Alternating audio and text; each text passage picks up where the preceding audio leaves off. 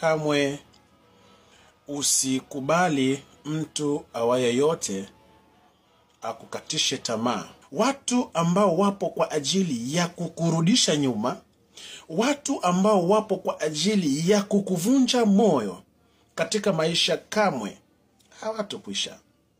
Wapo. Sasa nikwambie, hao watu wapo siku zote. Kwa hiyo wewe kamwe usikubali wakukatishe tamaa katika hilo jema ambalo unaenda kulifanya.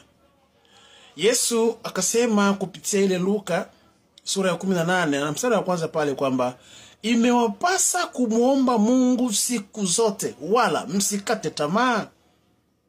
Kukata tamaa tafsiri yake ni kwamba ni kupoteza imani. Kukata tamaa ni uhaba wa imani ya mtu. Unafika mtu anakata tamaa. Nikitaka nikwambie, kamwe usiwe ni mtu wa kupoteza imani katika jambo ambalo unaona hapa Mungu atakwenda kunisaidia. Usikate tamaa.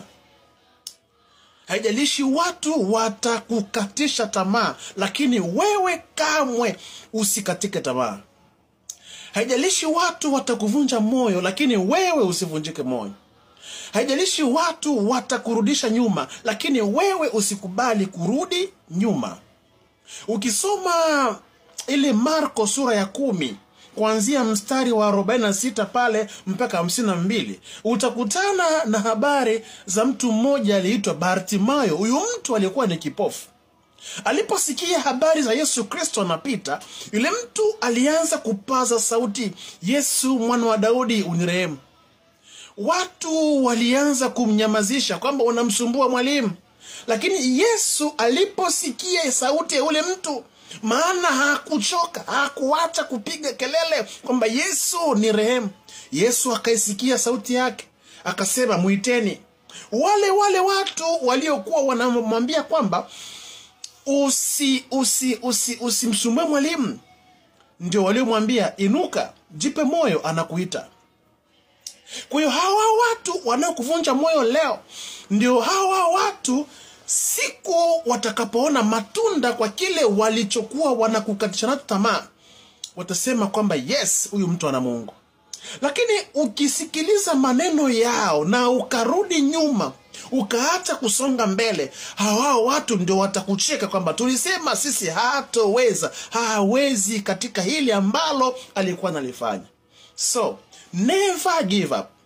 Maadamu bado ungali hai, usikate tamaa. Yule mwanamke aliyetokwa na damu miaka mingi, moyoni mwake aliamini kwamba nikiligusa pindo la vazi la Yesu Kristo nami nitapona. Na kweli alipoligusa pindo lile akapona. Kasome Marko sura ya 5 mstari wa 25 kuendelea pale. So na wewe amini ndani ya moyo wako, nikiwa na Yesu Kristo hakuna kinachoshindikana. Amen. Kama ni katika uponyaji, usikate tamaa. Watu wanakuambia fulani alikufa na huu ugonjwa, fulani alikufa na huu ugonjwa, kwa hiyo na wewe subiri tu, siku yako inakuja. Sikiliza, waambie ni wao, sio mimi, ninaye Mungu ataniponya. Daktari atakwambia no, subiri kifo tu, sema ninaye Mungu nitapona, sitokata tamaa.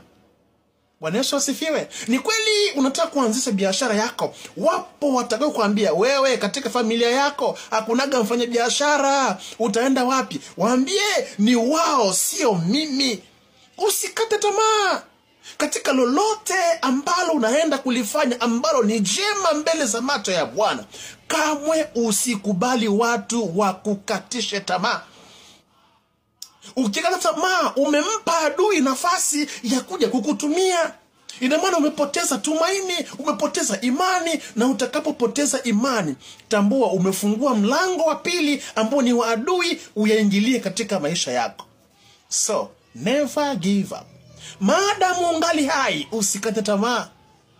Wakoma 4 wakasema tukikaa hapa tutakufa na njaa. Wale watu walienda, Mungu akasikizisha Washami kishindo kama kishindo cha magari, wakakimbia. Wakoma 4 wakapona. Na nimetaka nikwambie leo, chukua maamuzi tu ya kutokukata tamaa.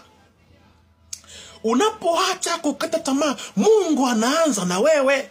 Na Mungu atakapoanza na wewe, atamaliza na wewe. So, never give up.